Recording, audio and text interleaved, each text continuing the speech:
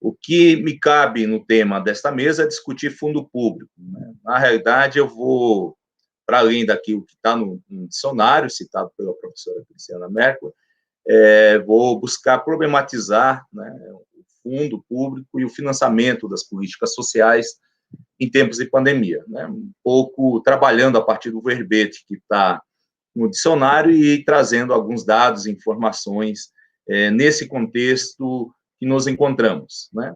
Então, eu já começo a anunciar que eu parto de uma perspectiva teórica marxista sobre o fundo público, né? Sobretudo a partir da crítica Francisco de Oliveira, as contribuições no serviço social da professora Elaine Bering, da professora Sara, que está aqui, né? Então, nosso entendimento é que o fundo público é um mix, né, de mais-valia, trabalho excedente e trabalho necessário, né? E o Estado tem que se apropriar, né, de parcela significativa da mais-valia com a finalidade de assegurar as condições de produção e as condições de reprodução capitalista, né? Como uma das principais realizações do fundo público ocorre, portanto, por meio da extração de recursos da sociedade, né? Na forma de impostos, contribuições e taxa dessa mais-valia socialmente produzida. Portanto, ele é parte de um trabalho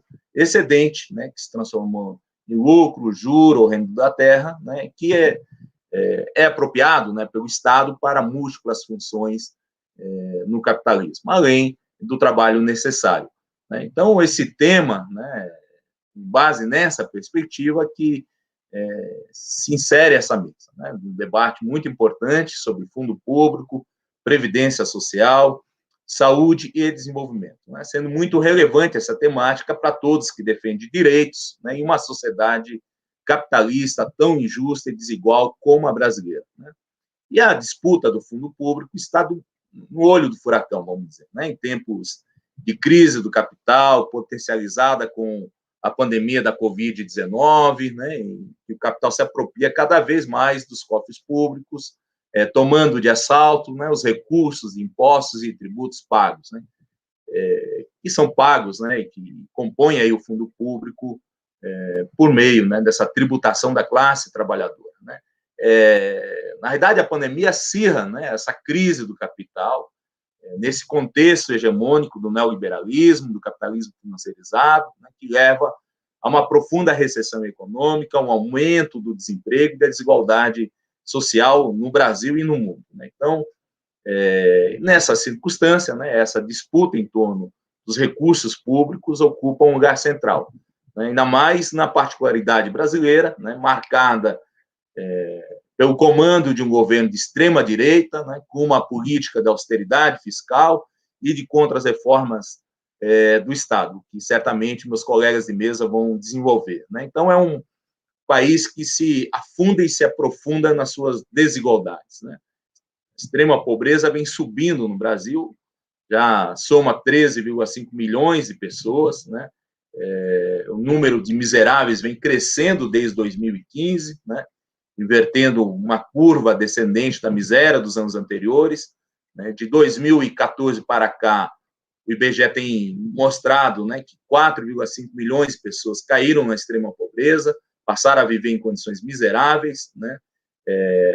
Há uma alta do desemprego, os programas sociais são cada vez mais enxutos, falta reajuste dos conjunto de benefícios, como Bolsa Família, benefícios previdenciários, né? Então, enfim, né, um quadro dramático, né, e aprofundado, visto as não saídas ou não medidas tomadas em torno dos efeitos da Covid-19. Né? Muito pelo contrário, né, que foram praticamente ignorados pelo governo, acabaram agravados, né, pelas medidas de ajuste fiscal permanente, né, e a sua face mais recente da austeridade fiscal. Eu lembro que desde 2016 está em curso no país um novo regime fiscal, né, determinado pela emenda constitucional 95, que limita por 20 anos os gastos correntes do governo. Esses gastos correntes são basicamente gastos com servidores públicos, com políticas sociais. E ainda, né,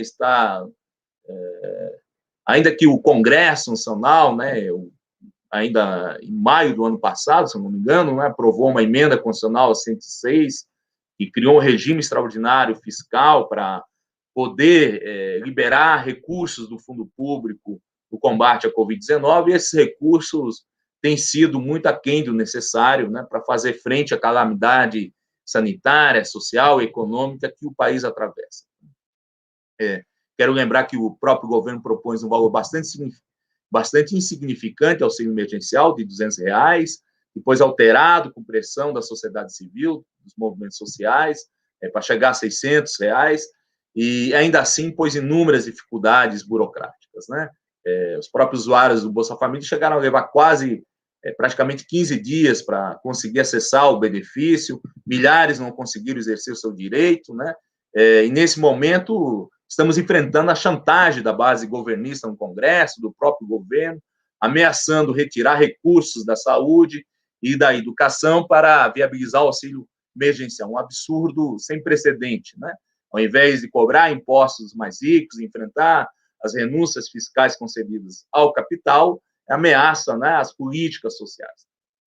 Essa mesma letargia, por exemplo, do governo em tomar medidas de atendimento aos interesses da população não se viu, né, no assalto ao fundo público, quando, logo no início da pandemia, ainda em 24 de março do ano passado, né, anunciou medidas para atender o sistema financeiro de mais de R$1 trilhão de reais, né, e que, de fato, não chegou, né, a pequenos produtores, não chegou, esses recursos não chegaram às pessoas físicas, né, que necessitam de crédito, né. Então, é disso que se trata, né, quando vamos discutir, vamos colocar o debate sobre o fundo público, né, e vivemos um tempo de barbárie, né, de ataque aos direitos sociais, aos direitos humanos. Então, é um governo que aprofunda em outro patamar as contras-reformas, destacadamente da Previdência Social, que certamente a professora Sara vai falar, que desmonta financiamento das políticas sociais, né, coloca as garras do capital na captura do fundo público, né, sobretudo a favor do capital portador de juros, do capital fictício, enfim, desses rendimentos financeiros, né? E o resultado imediato é essa desestruturação das políticas sociais, né? O fundo público e a sua face mais visível, como a gente trabalha lá no dicionário, né, o orçamento público, poderia ser indutor, né, de uma redistribuição de renda, seja no tocante à tributação, que poderia ser mais justa e onerar proporcionalmente as classes mais ricas, né, e com mais patrimônio, e, ao mesmo tempo, financiar ações, né, para sairmos dessa crise, né. Do lado dos gastos, por exemplo, né, poderia se dar, né, prioridade absoluta às políticas sociais, né, de impacto na vida da classe trabalhadora, né, como as políticas de saúde, de emprego, de renda, de educação, de assistência social, entre outras, né. Então, na realidade, né, tem sido ao contrário disso, né, a prioridade tem sido o pagamento de juros e amortização da dívida, né, ao invés de mobilizar recursos do Estado, né, no sentido de intervir nessa realidade econômica e social, conseguir fazer modificações importantes e que levasse, né, a uma situação de melhor condições para o conjunto da população brasileira, né. Eu quero também lembrar, nesse debate, né, que se fica aqui tentando propor corte dos gastos sociais, reforma administrativa para demitir servidores públicos.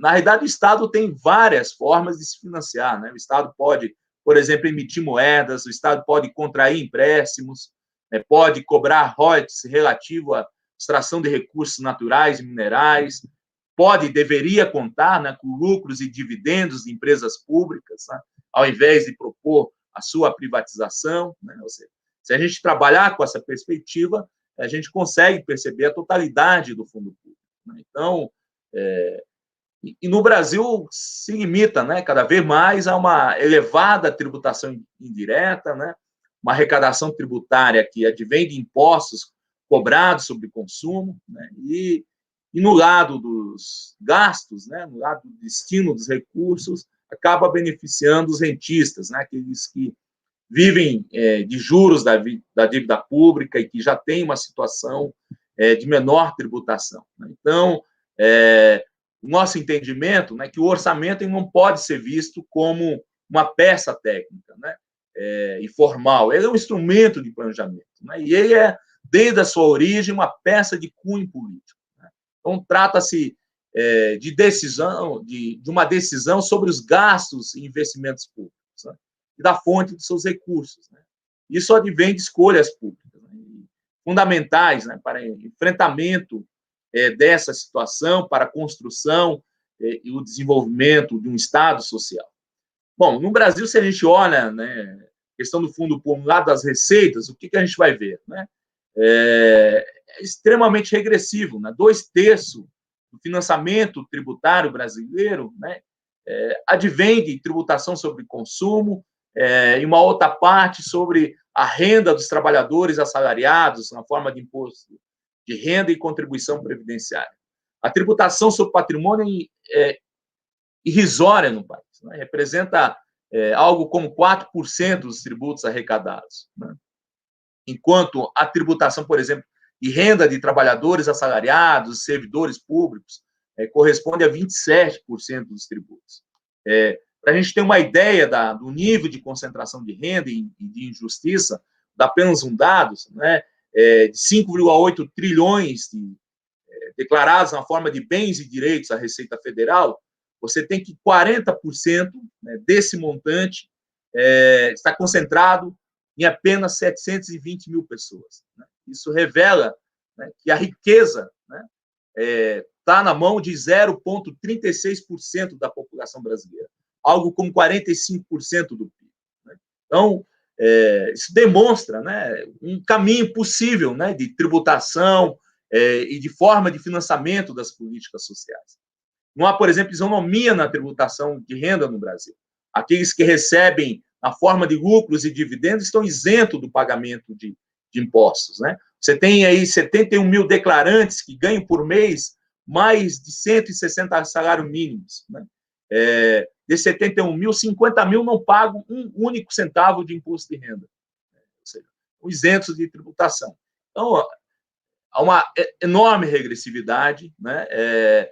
Há mecanismos de dedução, de tributação daqueles que vivem do capital, né? Ou seja, também parcelas pagas a pessoas jurídicas, pessoas físicas, né? Além disso, né, está mofando lá no Congresso Nacional a não regulamentação do imposto sobre grandes fortunas, né? Mais de 32 anos lá e não se regulamenta e que poderia, né, financiar as políticas sociais.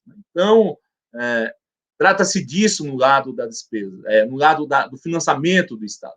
No lado do destino dos recursos, né, nesse tempo final que me resta nessa fala, tem sido cada vez mais uma marca, né, uma espécie de ajuste fiscal permanente. Né? Desde 1993, há um conjunto de medidas tomadas no sentido de saquear os recursos das políticas sociais, sobretudo da Seguridade Social, né? Recursos da saúde, da assistência social, da previdência. Né? Começou desde de medidas de desvinculação de recursos, como a DRU, né, a mais recente medida, como lei de responsabilidade fiscal, e agora, né, com o golpe de 2016, né, que tirou a presidenta Dilma do poder, acendeu o Michel Temer, vem, contudo, uma política de austeridade fiscal. Né? E isso significa, né, por exemplo, não só contra a reforma da Previdência, contra a reforma trabalhista, né, mas a aprovação de uma emenda constitucional, a 95, que vai congelar por 20 anos essa despesa destinada à área social. Né? A emenda constitucional impede a expansão do orçamento público, né? Em particular, de despesas discricionárias na política de saúde, de educação, de ciência e tecnologia, de infraestrutura, né? Põe praticamente fim à aplicação de recursos mínimos em educação e saúde, né? Limita a correção do IPCA. Né? Então, isso significa um congelamento de gastos sociais e com servidores públicos no orçamento. Né? Então, a face dessa política de austeridade é um desmonte, né, do financiamento das políticas sociais. Né? Fiz um levantamento para um capítulo de livro que eu um pouco mostro, né, esses efeitos das emendas constitucionais, dessa emenda constitucional 95. Né? Se a gente pegar o orçamento público de 2016 a 2019, ele tem um pequeno crescimento acima da inflação de 2,6%. Mas quando você olha o conjunto das funções orçamentárias, né, que sinalizam a destinação de recursos para as políticas sociais, você vê que esse crescimento não é homogêneo, né? Muito pelo contrário, né? As políticas, as funções orçamentárias garantidoras de políticas sociais ficaram bem abaixo disso. Vou dar apenas um ou dois exemplos, né? Função direito da cidadania, por exemplo, tem um encolhimento de mais de 57% nesse período, né? Ou seja, sai de 2 bilhões para menos de 1 bilhão em 2019, né? Então, e é nessa função, por exemplo, que está a garantia de direitos humanos, de igualdade racial, de gênero, né? Ou seja, demonstra o abandono governamental dessas políticas a partir de 2016. Né? A política de saúde, de educação, vem sofrendo, a partir da emenda constitucional 95, com parcos recursos. Por exemplo, a educação teve a pior execução orçamentária nos últimos 10 anos, em 2020. Né? Pela primeira vez, ficou abaixo de 100 bilhões de reais. Né? A própria função trabalho, né? Uma crise de desemprego, tem colhido os recursos, né? Tem uma queda de 10%, né? Mesmo diante do crescimento exponencial do desemprego no país.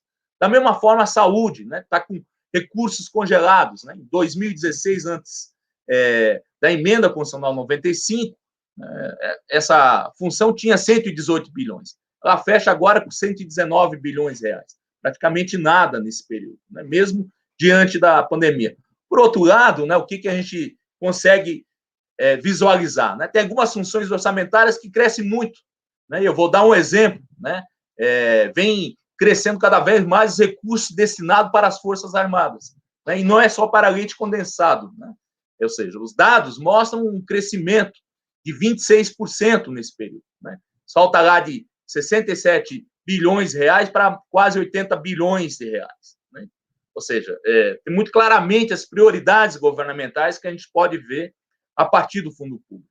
Além, né, do grande efeito que vem a emenda constitucional 95, que é aumentar a quantidade de recursos, né, para pagamento de juros e amortização da dívida. Né? Só juros e encargos da dívida cresceram nesse período de vigor da emenda constitucional 95, 22%. Vejam, o orçamento, nesse período, cresce 2,6%, o total da despesa, enquanto o pagamento de juros e encargos cresce 22%, ou seja, 8 vezes mais do que o crescimento do orçamento.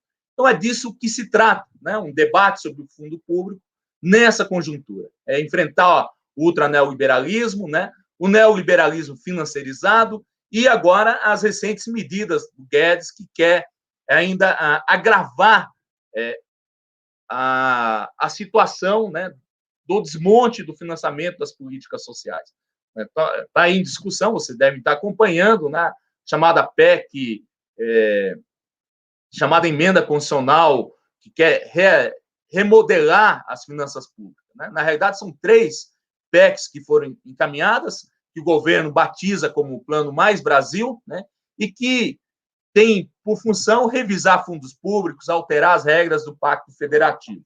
Né? Então, é isso que eu tenho a apresentar de maneira preliminar, né? E penso que devemos se apropriar desse debate para o enfrentamento e captura do fundo público a favor da classe trabalhadora. Muito obrigado e fico à disposição para o debate.